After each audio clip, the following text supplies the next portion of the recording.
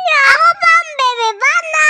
Ngayong araw nga ay pupunta ako sa birthday yan. Birthday ng classmate ko na best friend ko. Kaya naman nagmamadali ako. Baka malate ako.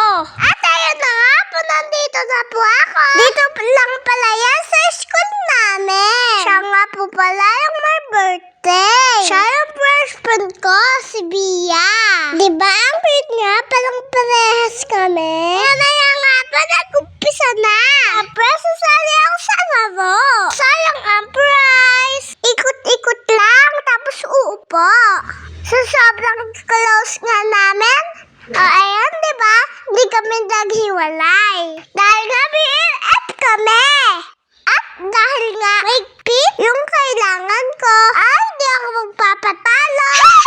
Charot lang po mga kabebe. Dapat enjoy lang tayo. Ayun nga, may nanalo na ako. Wow! Pagkatapos nga dito naman kami sa Pabite. Yung mga oras na yan, naghahanap ako ng pwesto. Klaseng ko nga kung makakakuha ko. Yung alanganin ako, lumipat ako. Sabi ko, ayun, mas maganda dito. Yung nagsabi ng ready, doon agad ako. Diba may nakuha ko?